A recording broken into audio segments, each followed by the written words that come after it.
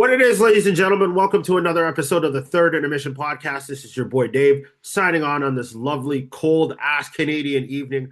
Of course, polar vortex ain't sparing nobody. It doesn't matter if you're out in BC, you're out in like Gander, Newfoundland, or you're out in the Northwest Territories, man. It's cold everywhere. It's even cold in like Doug Ford's gym still. But in any event, Um, follow us wherever you follow us on the socials. Wait. The man said, wait, we have to pull that up still. We have to pull it up, rude boy, because, the man say, Reload it. Rude boy, what you just say? It's colder than Doug Ford's gym.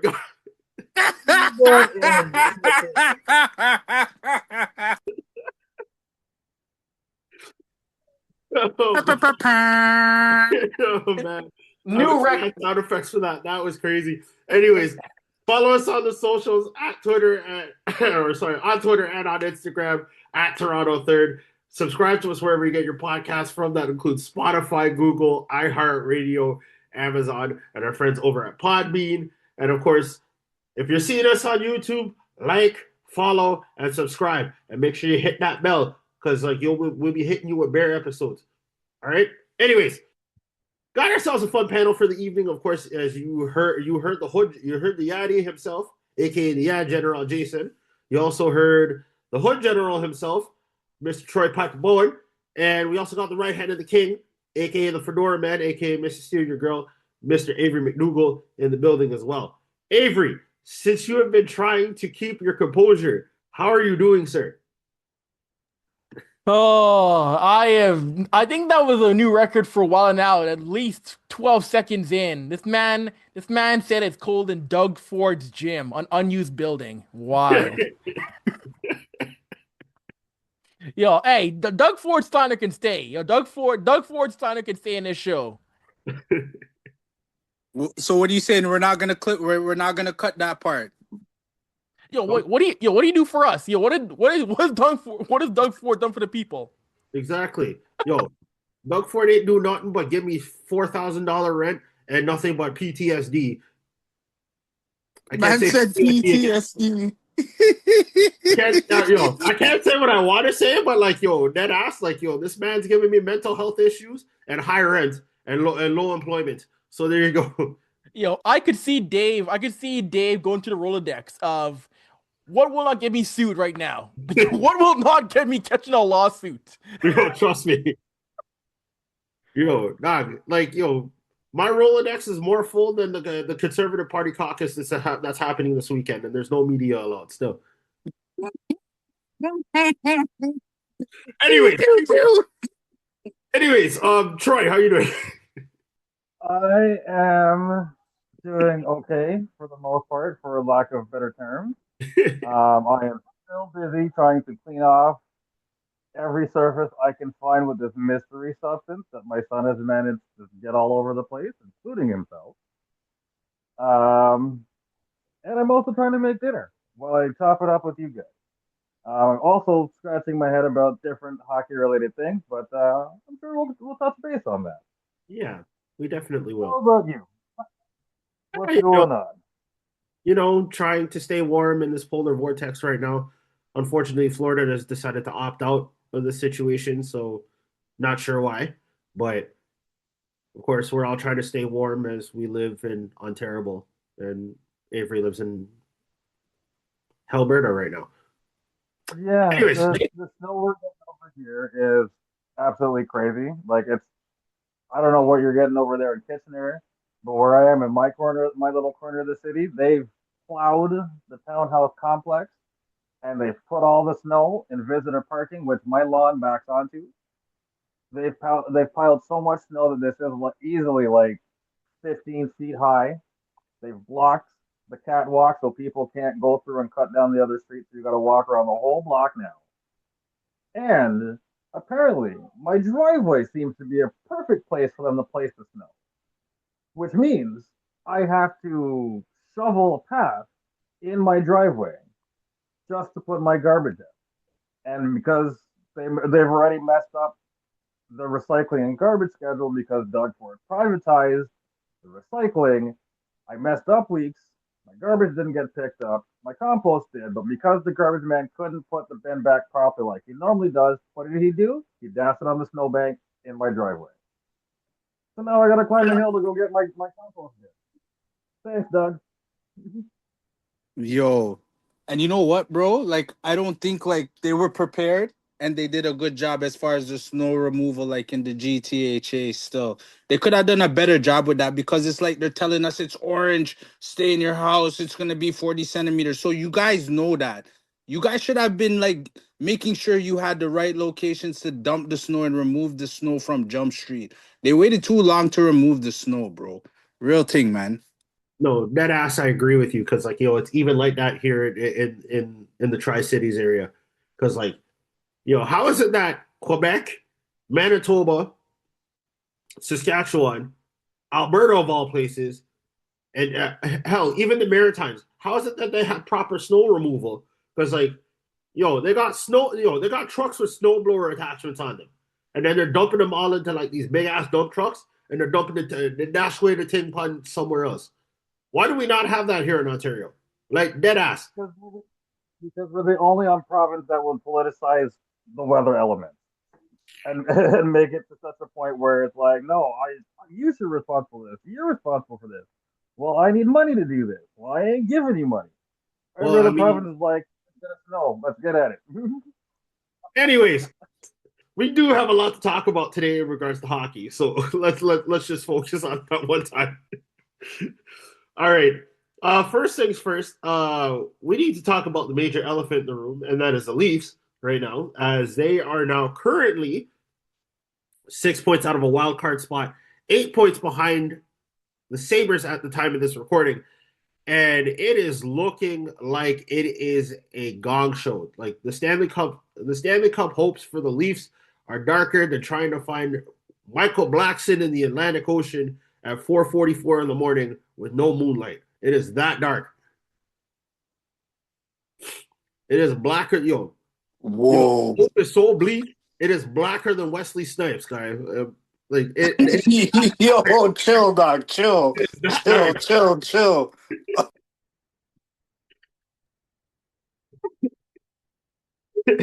Jeez. We're gonna talk about that. We're also gonna try and see like, should the Leafs keep it running, or should they just stop the train and say, you know what, screw it, let's go for a rebuild. Let's tank for McKenna. We're gonna discuss that real quick. We're also going to look into the Battle of Quebec 2.0 or 2.1 as I'll call it in this situation, as Colorado is going to be wearing their Quebec Nordiques jerseys. Avery, Jason, and Troy and I will try and debunk that and see what type of messiness I'm going. So much and more. But first things first, we do want to take a little bit of a serious note here and actually dive into the whole Leaf situation. First things first, as a Leafs fan, I have to say this, like, just outside of any confines of like any like media relations or any analysis points. Right now, it is extremely bleak in Leafs Nation. Imagine coming off of a great road trip where you at least get some solid, stable hockey, and you come home and you lay 5 solid eggs on home ice. 1, I can understand. 2 is questionable. 3 is a problem. 4 is a disaster. 5 is just a complete and utter disgrace at this point. You go 0-4-1 in your entire homestand from a 2-week period in January, or not even a 2-week period in January, a 1-week period in January, and you have nothing to show for it. Like, you've been taken out by the Sabres, the Red Wings, the Avs, the Mammoth, and finally your ex-boyfriend, aka Mitch Marner, and the Vegas Golden Knights. What is going on with this team? And like, you know what? I'm going to open this up for discussion. It's like, at this rate, like, what what's the breaking point for this team at this rate? Because like we got players doling out middle fingers on national television. You got empty seats. You got fans complaining about concession prices online, and then trying to eat each other alive. And now it's like they're trying to eat each other alive as to like whose fault is what in this situation. And it's like it's getting bad. It's getting to a point where it's unfortunately just insane at this rate. And even as a Leafs fan right now, like this ain't it. So let's dive into this. Avery, I'm gonna start this off with you. Like, what's going on in Leafland right now? First off, Dave, I don't want to be. You know what? There's still a lot of hockey to be played, but if the Leafs don't turn things around, this is gonna be the new goal song played at Scotiabank very soon. 1 second.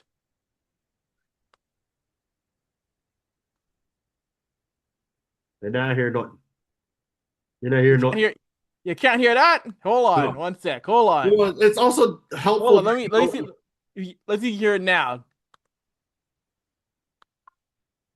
It also doesn't help that you have headphones on. You know that, right? Can you hear that? Hear what? No, we can't hear. He's saying nothing, man. Avery's a jerk, bro. Like, Yo, stop Avery's this. a jerk. I had actual song to play. That was pretty good. That Was pretty solid. I hate you for that. That was solid. That was solid. That was solid. Oh, now you heard Avery it. got us. Avery got us. Yo, that's a dopey thing. That. Nah, that's crazy. That's crazy work, man. All right, continue. I mean, yo, this is a team where they lost at the time of this recording. They've lost 5 games in a row. They're getting consistency. Nylander has been hurt. And I look at this team, I think to myself, what does this team want to be?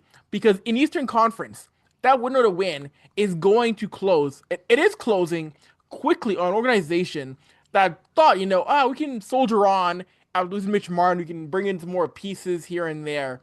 But this team just is not finding consistency, and they're not getting wins against teams in the Eastern Conference. And if you're a Leafs fan, it's frustrating because you're seeing, like you mentioned, Dave, you're seeing Buffalo and Detroit teams start to figure it out.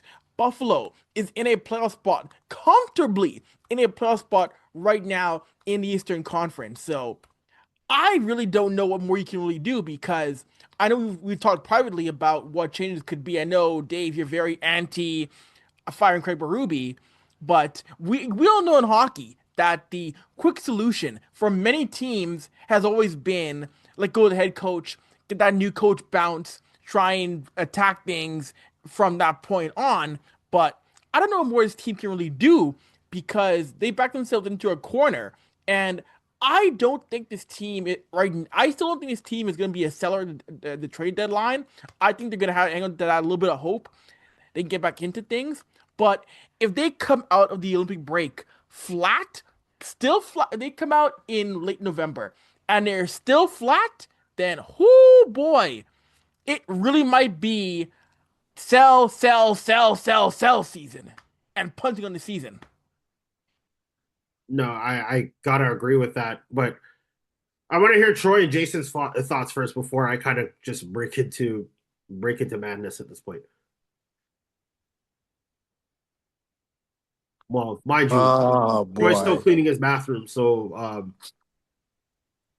bathroom? No, not the bathroom, dude. This is my whole living room, the whole main floor. Lord God. All right, Jason, I'll let you go first then. I don't even know where to start. I don't even know where to start, bro. You could start with the Fraser Minton trade.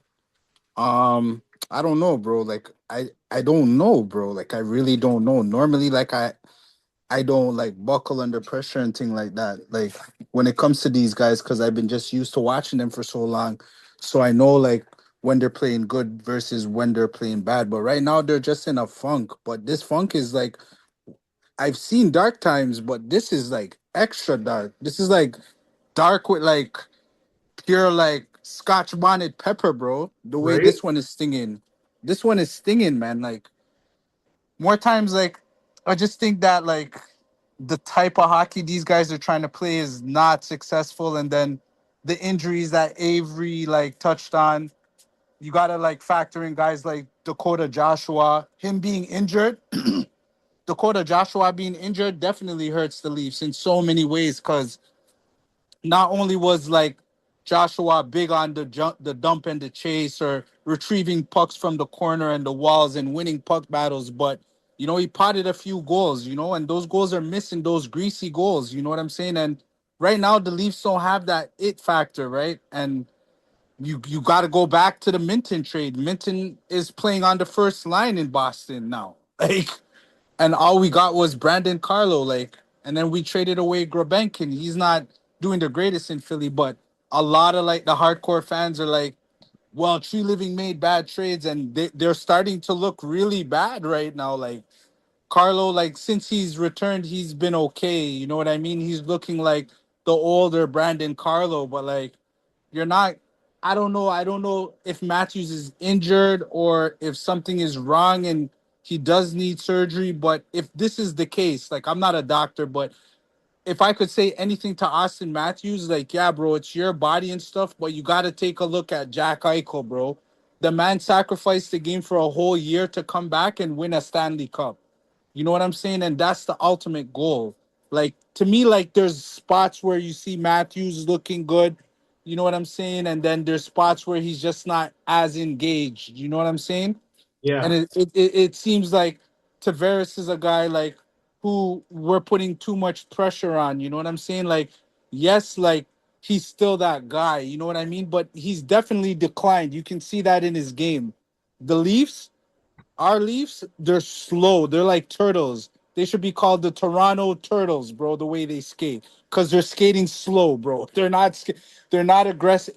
Did you guys see the Minnesota game, bro?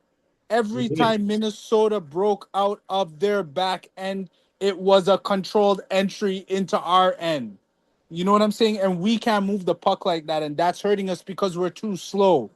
You know what I mean? And then Avery also brought up an interesting point pertaining to, oh, well, when a team starts losing, you want to fire the coach. You want to fire the bro. You can fire the coach, but this is not really, in a way, it's a coach thing, but in a way, it's a players thing. Like the coach thing for me, Avery, is what I'll argue is that a guy like Jacob Quillen, the kid from Quinnipiac who scored the goal in the Frozen Ice tournament Mhm. against Matthew Nyes and the Minnesota Gophers to win Yeah. in Yeah. overtime.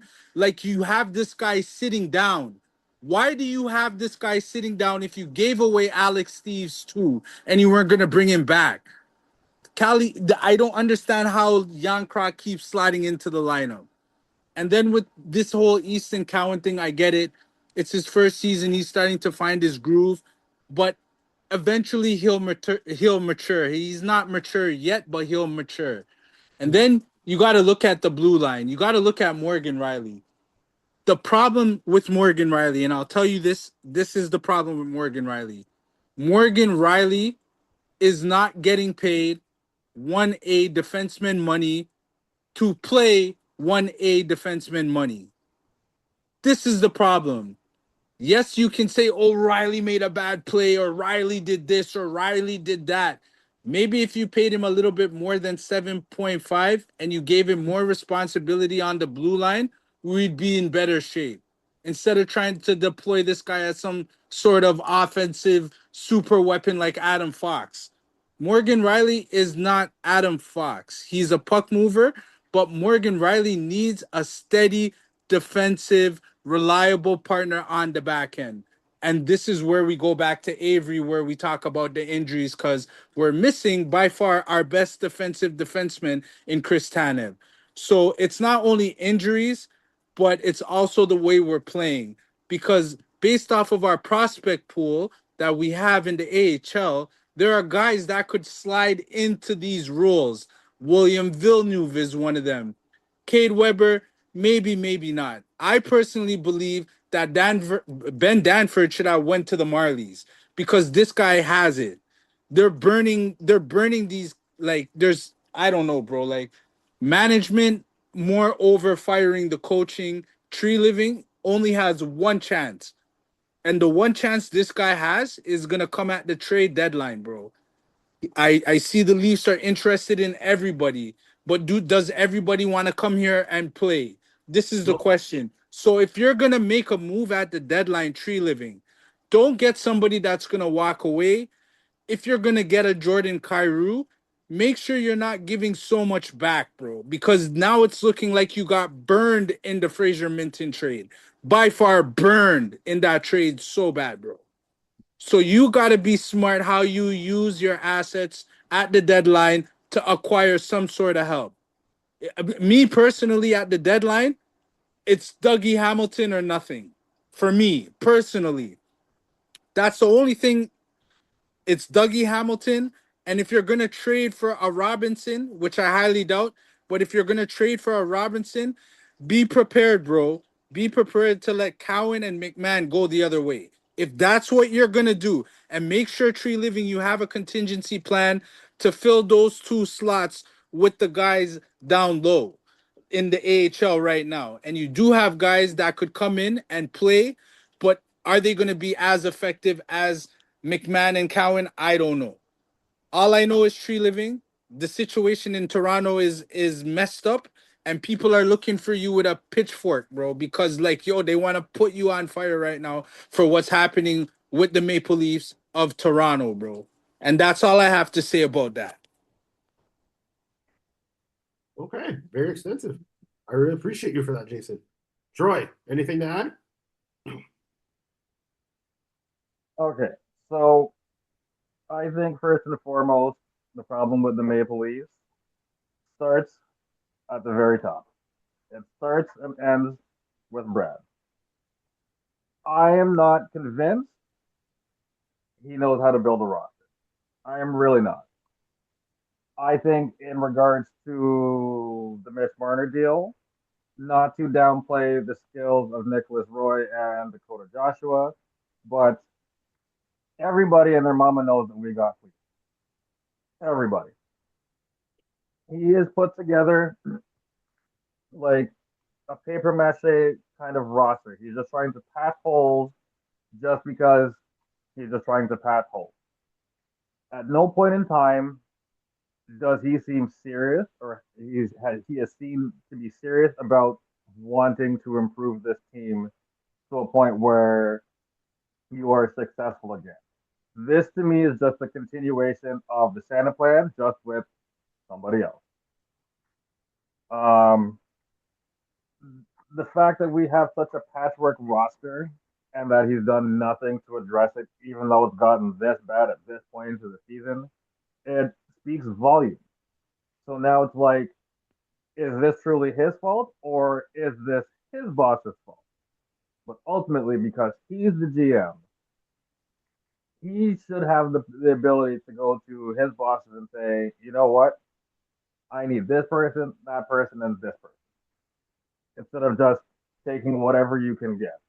You know, I understand that the salary cap can be an issue, but I mean, you have to do something. Um, should we be pushing the panic button? It is January, as of this recording, it is January 29th. My answer is yes. You absolutely need to hit the panic button. The one thing that I found troubling was when Anthony Stolarz came back from injury and he got that start and he lost. And then somebody asked Berube in the media scrum, you know, do you think maybe you should have, you know, gave Stolarz some AHL starts, worked him in a little bit, and he was just like, it wasn't my call. I'm sorry, you're the guy who sets the lineup. Whose fault is it? So it'll happen there. So there is some kind of disconnect between coach and management, and by extension, because there is a disconnect there, it leads to the players. So this is some sort of trickle down effect that is happening within the Toronto Maple Leafs. I also think that we're in the position that we're in because I feel like, you know, Hildeby is getting the short end of the stick here. And I think the problem started from the beginning of the year when we signed Hayden Primo. Like, everybody knew he is not an everyday NHL player. He's barely an NHL backup. I mean, I think his game is better suited for the minor leagues, but he is in no way, shape, or form ready for the pros. And that set us back tremendously to start the season. I have seen enough of Dennis LW's game for me personally to say I think when when the wall situation happened, you should have rolled with him instead of instead of immediately pushing the panic button and trying to find a solution. There were like I looked at that list when Primo got signed. There was like at least 20 goalies who had better save percentages than him last year who were available. You could have taken, but you went with the guy with one of the worst numbers that was up there on the list. Even over the course of the last few games, um, Hildeby honestly should have gotten more starts. Other than the random start here and there or coming in for relief because the Leafs are getting shelled and you want to get that opportunity you think to try and go for that the game tying goal. Like that's not fair to him. Like this man can play. Let him play. I think Stolarz got rushed back too soon. I don't know what's happening with Wall, but I feel like if you split the starts amongst the two or three of them, instead of trying to give one more of a workload than the other, I think you're in a better spot than last place in the Atlantic. I think with where we are in the standings and how we've been playing as of late, Brad Treliving doesn't have a choice but to make a trade at the deadline. He is that kind of guy. He's been well known to not make in-season trades, which is probably the dumbest thing you can do as a general manager of any team in any sport. But yeah, it's going to force his hand to make a trade. By the time that trade deadline comes around, are we going to be buyers or sellers? If this trend continues, we're going to be sellers. I don't want to be sellers.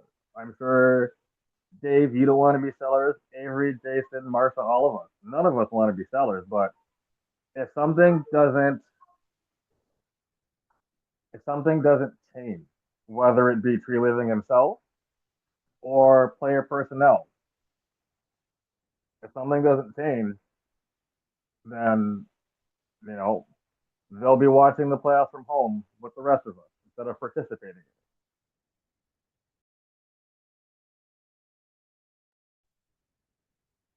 Those are some very fair points. Sorry, go Dave. Go. My bad. I was gonna say that was a mic drop, bro. That was a mic drop. I don't even think I could say anything after that, to tell you the truth, because it's like, honestly, I was gonna go in on Treliving, but like after Troy just did that, like we're done. Yeah, no, for real. We not have that. But no, for real. Troy dealt with it proper. Still, like, you know what I'm saying? Like, and what I didn't say, Troy said. Like, you know what I'm saying? So I really want to hear like what you want to add, Dave, on top of like what Avery, myself, and Troy said, bro, and kind of like just seal it. Real talk. Like, I mean, there isn't really much left to say. I mean, again, I did make a mistake in saying that, like, we were playing the Mammoth during the homestand and we were playing the Wild. Like, unfortunately, like, Minnesota can't crash out on the Ice Agents, but they can crash out on the ice in Toronto. But like, it is what it is at this point. Like the Wild were going wild in Toronto. That's pretty much how it went. I've said this before. I'll say it again. Brad Treliving has been the quintessential focal point for this entire team ever since he's been hired. And when he got hired, I was extremely skeptical of him. I still am to this day, because in the amount of time that he's been with Calgary, he has not been able to put together successful teams. Let's take the Tkachuk Gaudreau trade, for example. Matthew Tkachuk goes from Calgary to Florida. Homeboy wins 2 Stanley Cups in Florida, and it has three finals appearances. What has Calgary done before he left? not even a second round appearance in like 2-3 years before Johnny Gaudreau decided to leave and unfortunately passed away while playing with Columbus. Look at the amount of times that, say, Treliving had a chance to actually bolster his defense. He got Milan Lucic. That fizzled out miserably. He had Nazem Kadri for a while. That failed miserably. And then he comes here. You know, we don't do anything with Mitch Marner disappearing. Like, no disrespect to Nick Roy and Dakota Joshua. I mean, that was a decent return, but it wasn't much. Trying to get Matthias Michelli to be the replacement for Marner. He's barely scored, let alone barely been a playmaker. Look at the defense core that we have right now. It's not much. It's like we're playing hockey with 3 forwards and 2 pylons, and a broken goalie that can only make saves half the time. You know, Joseph Wallace is an outstanding goaltender, but unfortunately, he can't stop most shots because of our bad defense.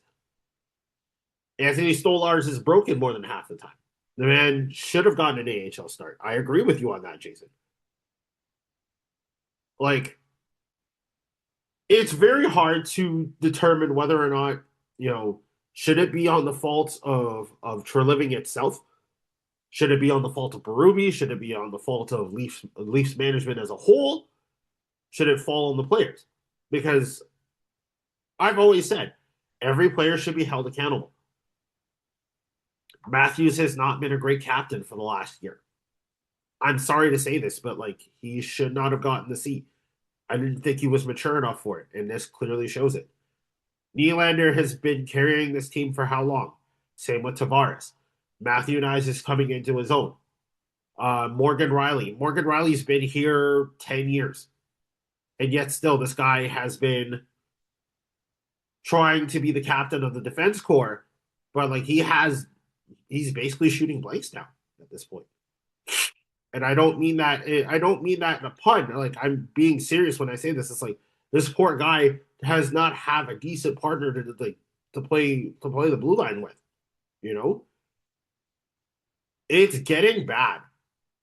It's giving me this whole, oh, I'm just here because I don't want to get fined type of vibe.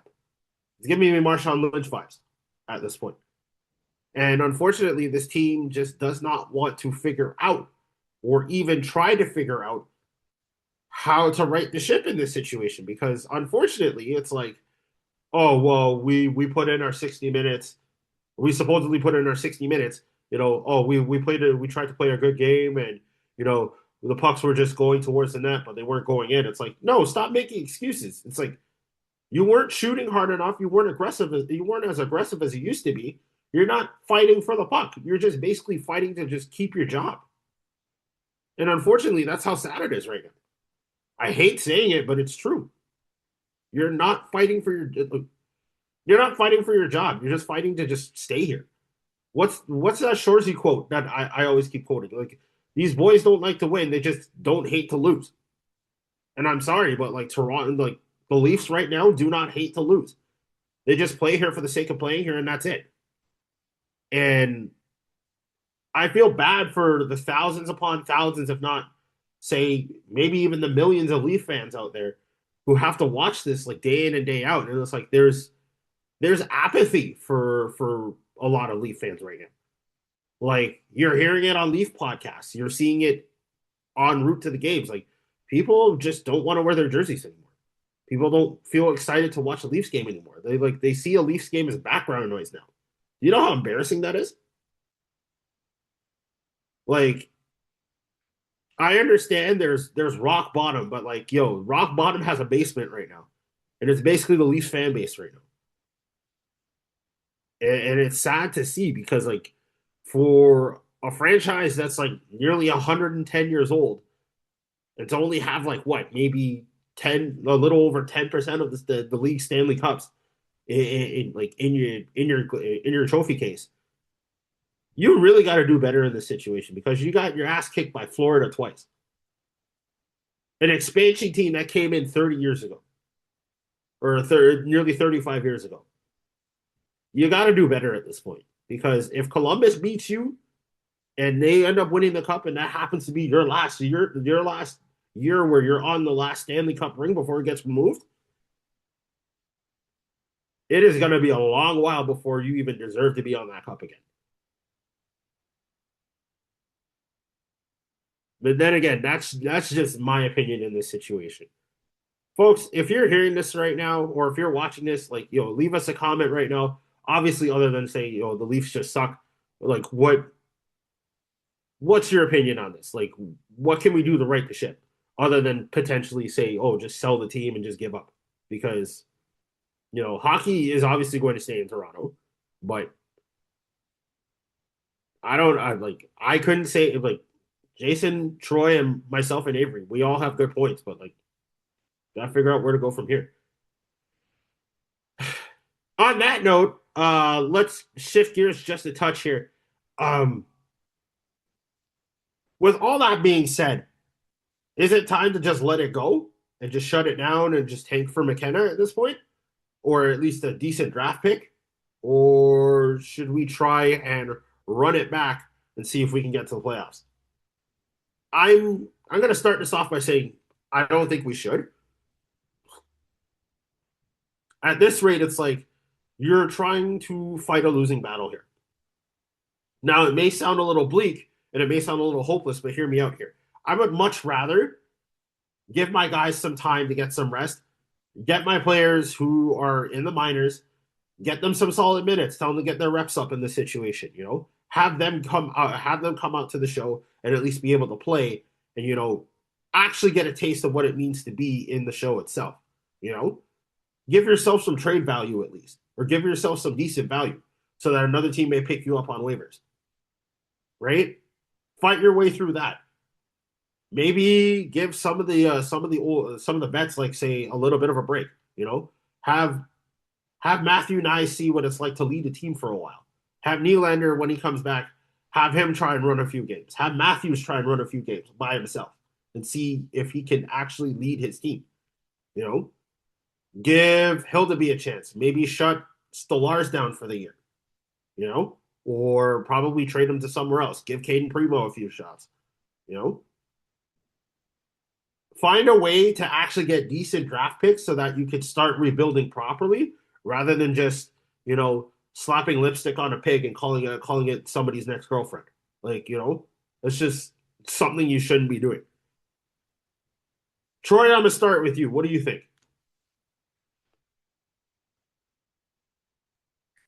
I think we should. What do we do? I mean, you could obviously try to tank for McKenna, but I don't think we'll be as lucky because let's say we do decide to just give up and bottom out and just clear out salary caps and things like that. You know what's going to end up happening? The lottery balls are not going to fall in our favor, and then we're going to get screwed again. So it's just like, I think you play it out, you play as hard as you can. If you're Brad Tree living, you get your thumb out of your butt, wipe it off, and then start dialing people to find out what can I get for who, and be serious in these phone calls. Because you're supposed to be a serious GM. Right now, he's just acting like a computerized GM in NHL 2K, where it's just mindless moves that don't make any sense.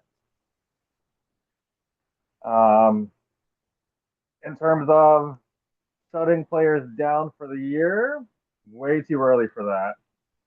Especially with the Olympic break coming, too early for that. I think you start having thoughts of those ideas when you figure out what you're doing at the trade deadline. Other than that, play it out, play as hard as you can, and let the chips fall where they may.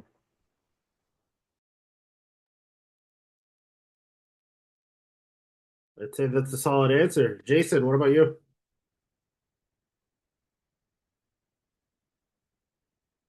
Hold on one sec. I'm just in the kitchen, like seasoning fish and thing, man. Just give me 1 second, brother.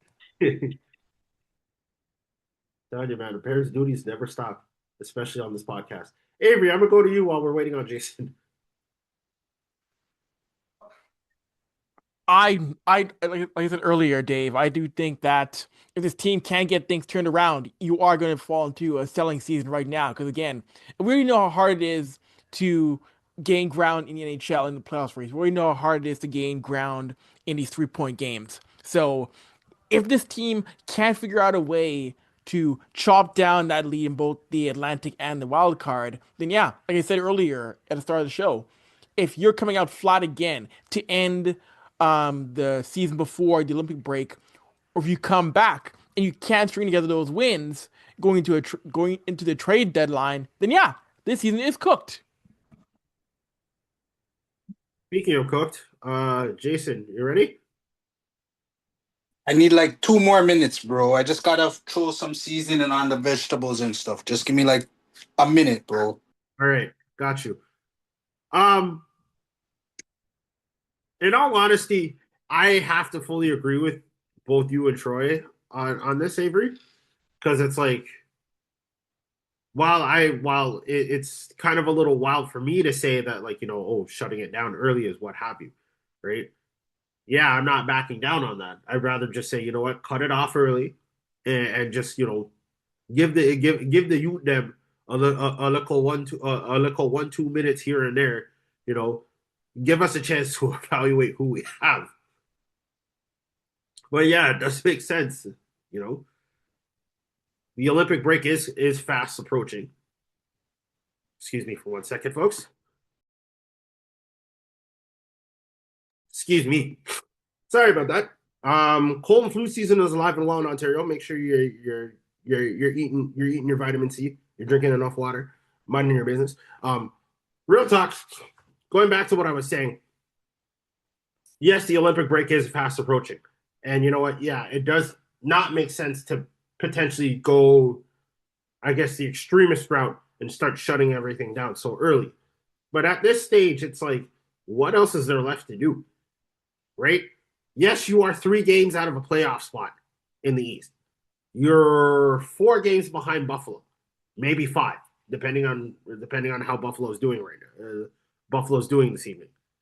At the same point in time, it's like, can this team find a way to turn itself around and not kick itself in the ass?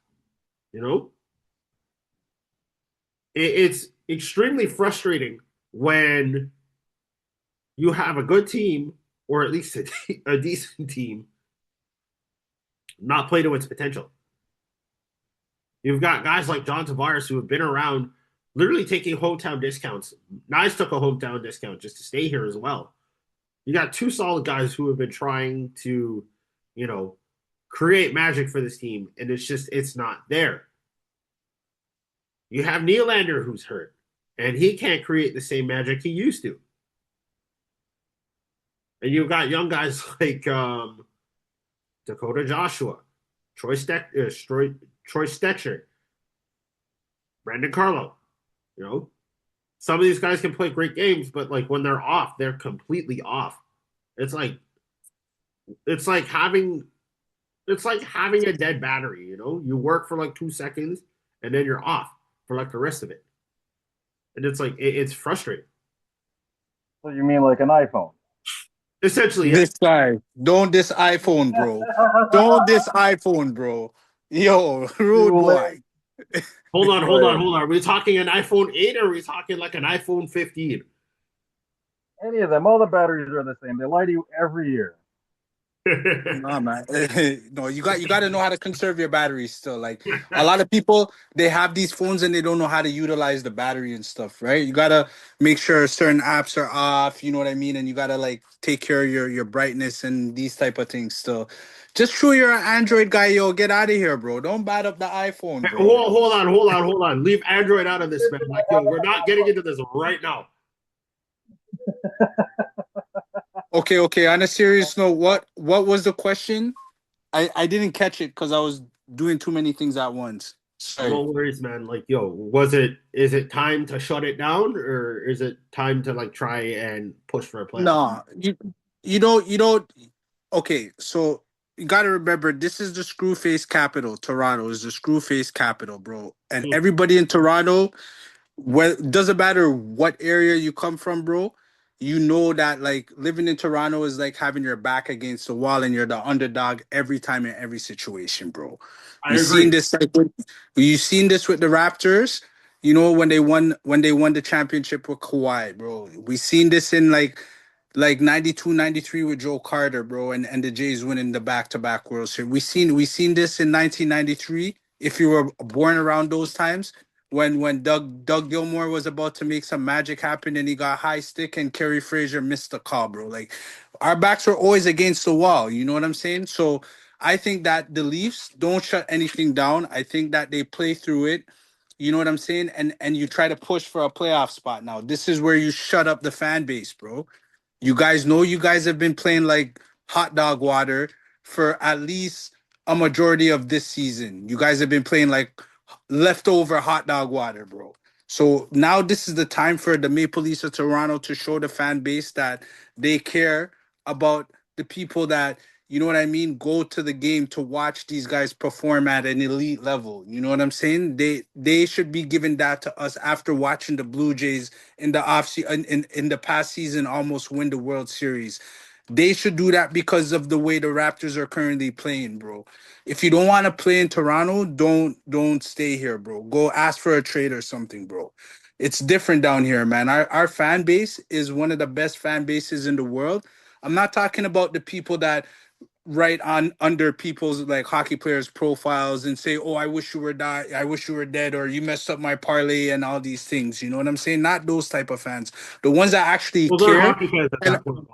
They're just greedy. yeah, for real, bro. Like the like us that love the game and love the team, bro. We care about the performance of the team, bro. So no, you don't shut it down. You push for a playoff. You push for a playoff spot, and you shut the fan base up. You shut the fan base up by achieving that goal of getting to a playoff spot. And I like what Troy said earlier too. I didn't even get a chance to touch on it about are we buyers or are we sellers? We're gonna have to sell in order to buy, so we're both. You get what I'm saying, bro? Now the question is at the deadline, how are you going to tweak the roster? You know the back end is weak, so you know you got to get a piece to put there. Are you going to bring back Luke Shen, or are you going to try and get somebody that will put us over the top? I'm not saying Dougie Hamilton is Calgary Dougie Hamilton or Boston Dougie Hamilton. He's not that Dougie Hamilton anymore, but he's still Dougie Hamilton. And he has passion because there's a picture of him in a Maple Leafs jersey before he made it big. So that means something. You know what I'm saying? So if you go get a guy like Dougie Hamilton and you either roll the dice or you let your balls hang, pardon my French, you know that you just let them hang out. You know what I'm saying? And you make a play to acquire a Kyrou or a Jason Robinson or someone of that magnitude, and you're giving away McMahon and Cowan. Like, if you feel that's gonna be the move, then you gotta roll the dice now. You gotta roll the dice now if you're gonna do it. You know what I'm saying? And if that doesn't work, then you're just gonna have to revisit it. But you gotta do something big at the deadline. Luke Shen and Braden Shen is not gonna cut it. It has to be like over the top. And I know they don't have the assets nor the cap space. But where there is a will, there is a way. I've seen some strange things happen as far as trades and cap goes in the NHL. So this is nothing new. You know what I'm saying? But Tree Living has to let his nuts hang and he has to make a trade. And these guys just gotta push. They gotta push and they gotta start fighting back in games. Because if they start doing that, that's gonna entice Tree Living to want to make a trade. All right. So we're gonna try and end this real quick here. Jason, I love the animosity behind this. Honestly, I enjoy it very much. Real quick though, before we end off tonight's episode, of course, Battle of Montreal, the Battle of Quebec 2.1. The Colorado Avalanche, aka the Quebec Nordiques, taking on the Montreal Canadiens, and they are wearing their Nordiques jerseys. And as a Quebecer, I would feel sideways about this. But let's open this up really, really quickly here before we go. Jason, if you're seeing this right now and it's like, yo, you're a Nordiques fan and you're only here because it's like, yo, this team used to be the Nordiques. Like, would you feel some type of way about this, or would you feel like, you know what, hey, they're representing my heritage real well? Yo, if I'm a Nordiques fan, bro, and I'm in Quebec, bro, yo, more times I'll be like it's a tribute still because yo, the Nordiques were there. That was the franchise that was there that moved to Colorado. So me, I'm looking at it as like yo, that's a respect thing still. Troy, what about you? We saying it's a beef thing, or are we saying it's like, yo, it's just it's not even worth grilling at this point? It is a big old nothing burger. I mean, if you're a Quebec Nordiques fan, you were definitely born before 1996. So if you're born after 1996, you got a problem with it. So honestly, no, you don't. You probably don't know your history. But yes, I think the whole Jersey thing is a big old nothing burger.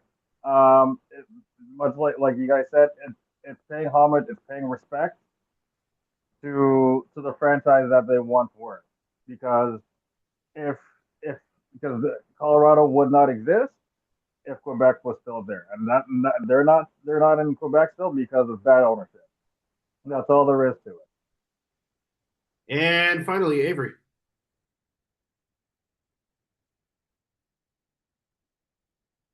As he tries to work his mute button.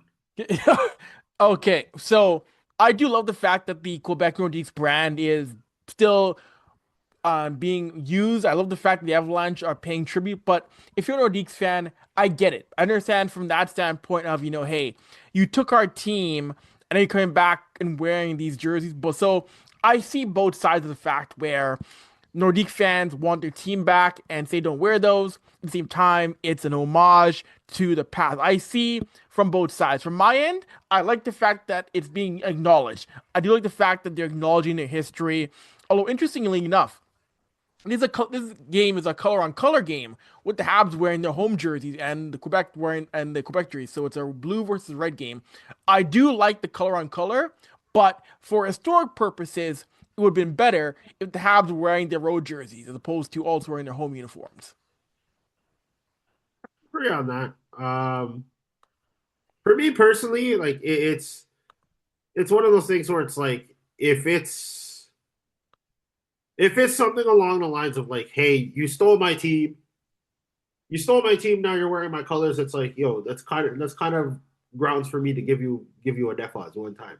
But like at the same stage, if you want to find a way to pay homage to the fact that like, yo, we stole your team and then wants two Stanley Cups right after, go right ahead. It's not my money at the end of the day. So it is what it is.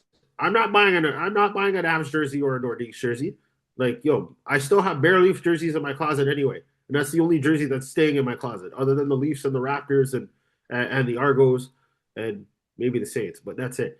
I mean, I could mess with the Bills, but like, yo, I'm after Josh Allen's crash out, I'm done. Anyways, listen, I love the man, but like, yo, this man's making too many. Yo, this man's getting too many excuses, man. Too many pardons in the session still.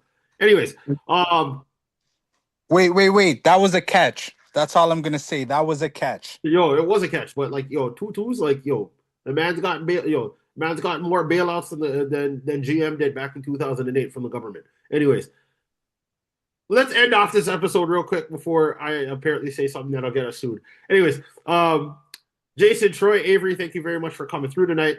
This has been a very fun episode. Want to thank our friends at Podbean for letting us just enjoy the space. And then finally, we want to thank you, the listener, for letting us grace the space in between your head top. We will be back with another episode later this week. Until then, drink your water, mind your business, and deuces. Peace.